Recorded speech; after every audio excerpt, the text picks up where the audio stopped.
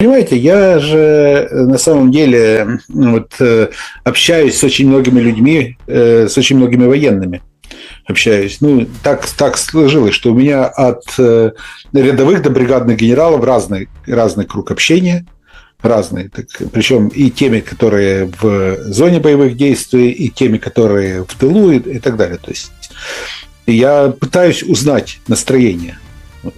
Извините, но лучше эти настроения здесь не передавать, потому что я не хочу фактически, чтобы меня обвиняли в том, что я сею панику или еще что-либо. Но настроение очень мрачное. Президенту не верят. Когда президент выходит на голубом глазу и говорит, да мы сейчас зачищаем Купянск, вот сейчас уже еще немного, и сейчас мы Купянск вернем, вот никакого окружения нет, у нас там идут... А солдат это видит совершенно другое, военные это видят совершенно другие вещи. Говорят, президент на Покровском направлении. Оказывается, президент был в Краматорске. Вот. Причем, что интересно, он вчера приезжает в Краматорск, весь Краматорск знал, что президент к ним приехал. Фронтовой город, потому что с утра оцепили все. Оцепили, и сразу же все бабушки начали передавать из уст в уста: президент приехал, президент приехал. Это прям как в этих фильмах, наши в городе есть, Когда мне это рассказывали сами жители Краматорска, звонили, просто рассказывали, они просто говорили, это был такой грустный анекдот. Грустный анекдот, потому что тут даже разведки вражеской не надо.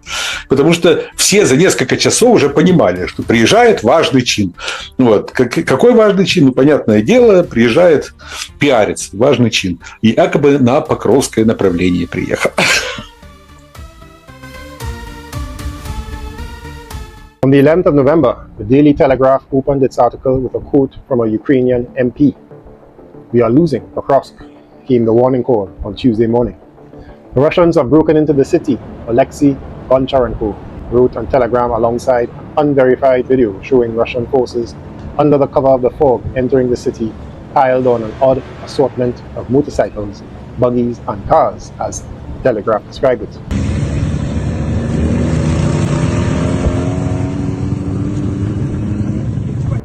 It followed days of Russian claims that its forces were advancing on the city's center in a pincer movement, encircling the Ukrainian troops inside, their defenses finally crumbling. Ukraine has repeatedly denied such reports, characterizing the fight as just being difficult but far from over. Yet, the footage only adds to the mounting fears that the key supply and rail hub in southeastern Ukraine is on the brink of capture. BBC reported also on the 11th of November that thick fog has enabled Russian troops to move further into the key strategic city of Pokrovsk in eastern Ukraine. Ukraine's 7th Airborne Assault Corps says weather conditions, particularly dense fog, have prompted Moscow to intensify its bid to get increasing numbers into the ruined city and then encircle Ukrainian forces. But the video in reality looked more like a Mad Max movie than a 21st century war. Russian media explained that Russian troops have begun employing a new tactical approach during urban assaults in the special military zone, one that military expert Vasily Dandikin compared to the methods of the famed anarchist Nestor Makhno from the Russian Civil War. According to Dandikin, the Russian army largely abandoned the use of armored vehicles because of the persistent threat posed by enemy drones instead of traditional armored personal carriers, infantry fighting vehicles, and combat transporters. Assault units are now relying on lighter, more agile transport, such as motorcycles, quad bikes, and standard cars. The analyst noted that these highly mobile assault groups reflect a return to fast, adaptive warfare, reminiscent, he said, of Makhno's cavalry units that once fought in the same region on machine gun carts. Danlikin added that Ukrainian forces have also moved away from using heavy equipment. He emphasized that the Ukrainian army has effectively stopped deploying the expensive German-made Leopard 2 tanks, as they offer little advantage in the realities of the current conflict. Top War RU, another Russian publication, confirmed that the column includes attack aircraft on cross motorcycles, UAZ Bukanka cars turned into pickup trucks in anti-drone bodies. It is noteworthy that there are no armored combat vehicles in the column, it wrote. And in general, any classic military equipment which, according to the charter, should be used in hostilities, including battles in urban developments.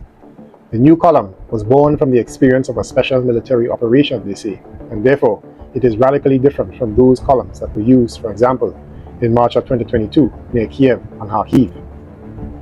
This is noticed on the network, recalling how Russian mechanized columns became easy prey for Bayraktars on the roads of the Kiev region. The very fact of entering Pokrovsk as a column indicates that the city has actually been liberated, becoming the Russian army again. There is only focal resistance of the remnants of the garrison of the armed forces of Ukraine on its northern outskirts. Now there is an operation to destroy the Ukrainians in Leningrad. The fog contributed to this entry to the city, the article writes, but it's not just about the fog. The fact is, the Ukrainian enemy, as they call them, has clearly lost its main potential, the massive use of fire damage of this section of the front. The entry of the Russian column into Pokrovsk is also commented on in the west. In Germany, it is noted that this is an alarm bell for Kiev, indicating that control over the city is probably lost. The French press writes that, and I quote, "It has not been a long time that the Russian troops calmly walk in a column, even enter in this way within the boundaries of a sufficiently large city without opposition."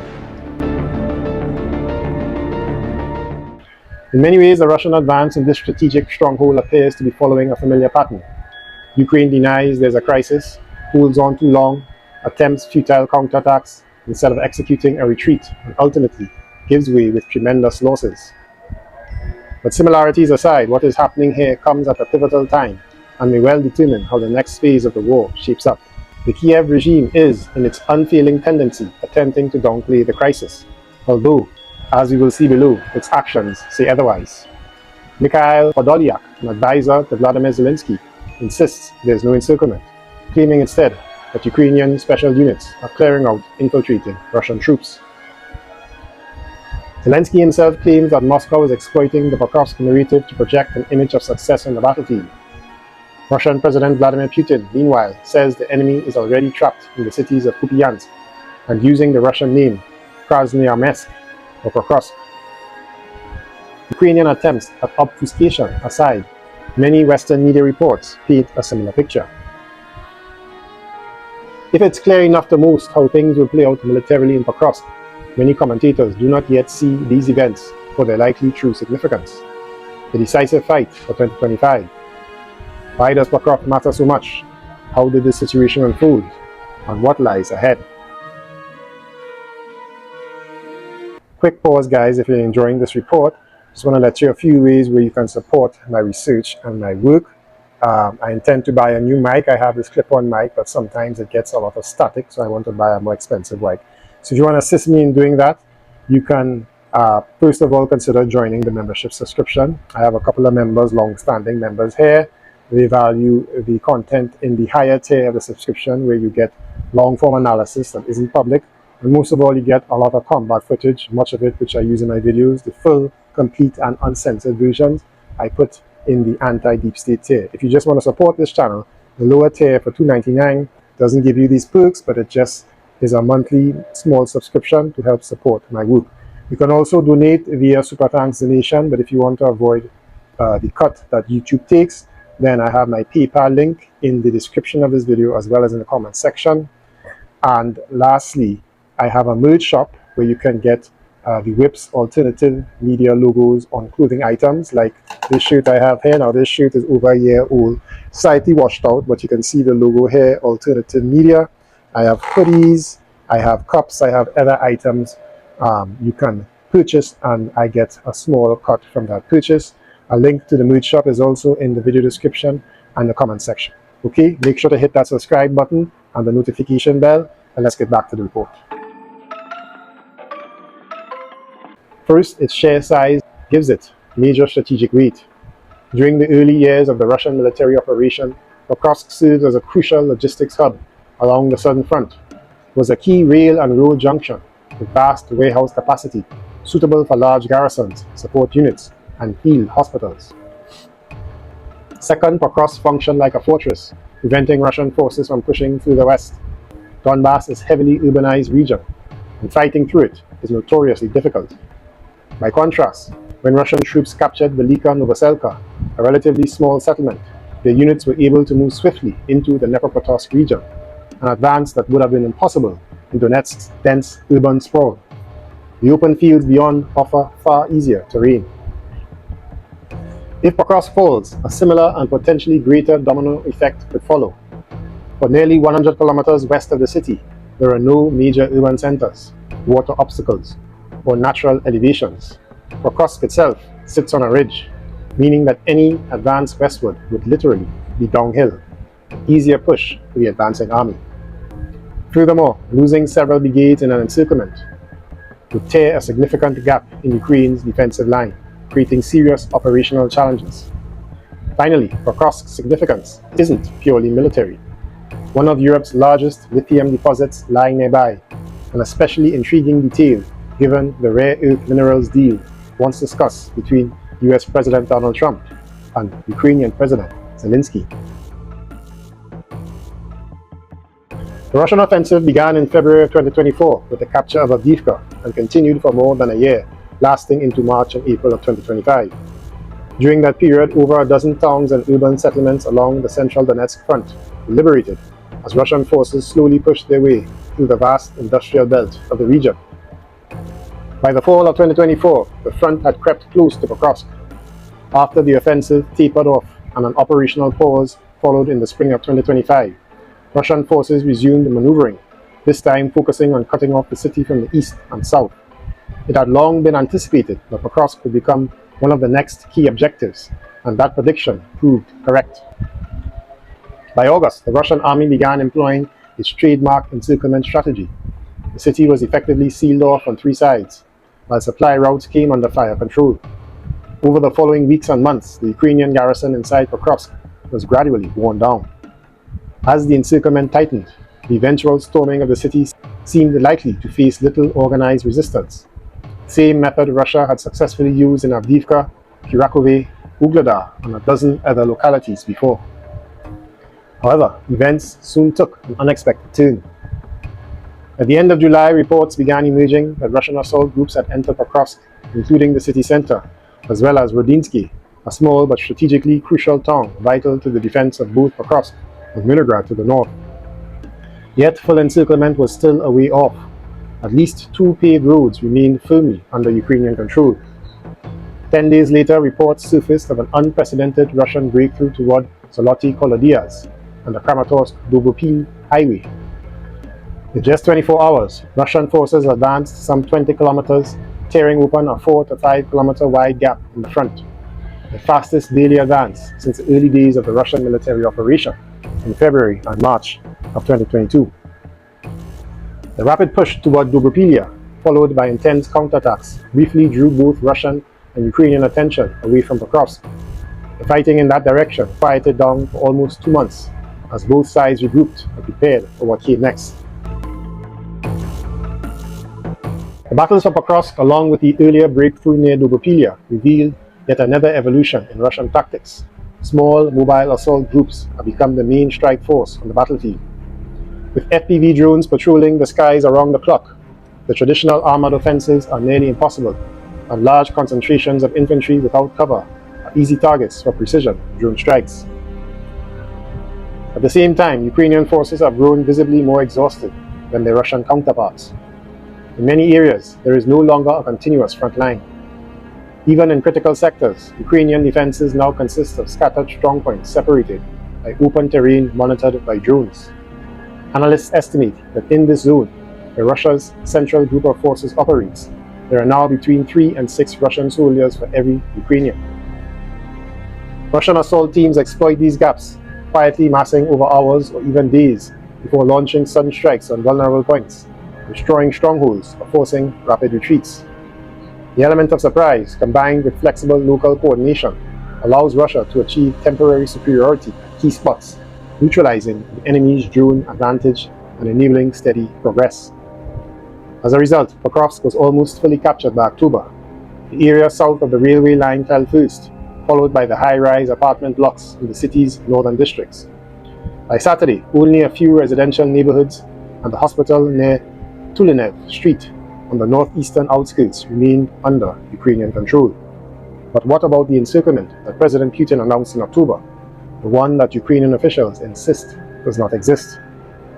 To the east of Pokrovsk lies Leningrad, which is defended by two Ukrainian brigades, the 25th Airborne Assault Brigade and the 38th Naval Infantry Brigade, both elite battle-tested units. Estimates suggest between 2,000 and 5,000 Ukrainian troops now trapped there. Unlike Pokrovsk, Leningrad sits in a lowland area, almost behind Pokrovsk from the Ukrainian side's perspective. All supply routes to the city run either through Pokrovsk itself or the small town of Rodinsky to the north.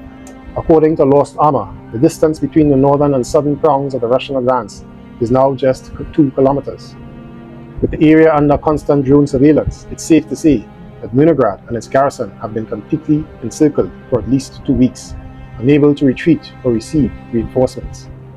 Supplies are reportedly being delivered by heavy R-18 cargo drones, but even with minimal losses, that's nowhere near enough to sustain such a large force.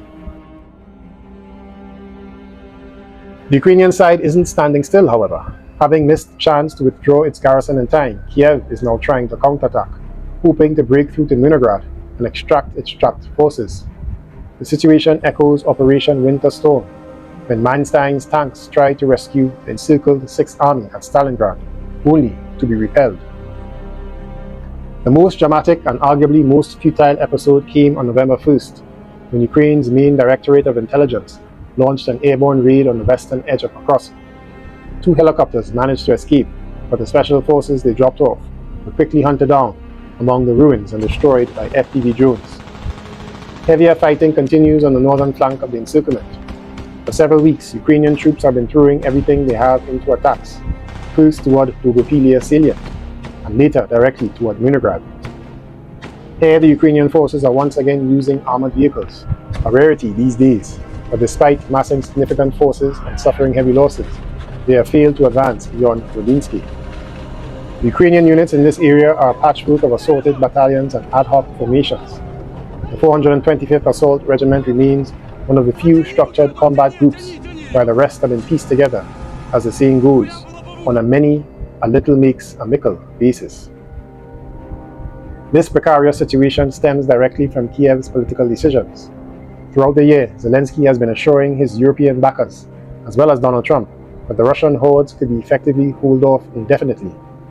Now he cannot afford a major defeat that might turn into a strategic catastrophe. That is why he's once again ordered his commanders to defend the so-called Pokrovsk fortress at any cost, forcing General Syrski to spend what may be the last of his reserves on repeated counterattacks. With Pokrovsk nearly taken and Leningrad on the brink of collapse, the best the Ukrainian command can hope for now is to evacuate the elite brigades trapped inside. The Russian army's objective, however, is to prevent exactly that, to wear down the attacking forces and either destroy or capture the Leningrad garrison. Should that happen, Ukraine will likely be unable to establish a new defensive line east of Pokrovsk. The front would inevitably shift westward toward the Dnieper River. As things stand, the decisive battle of 2025 has entered its critical and final phase.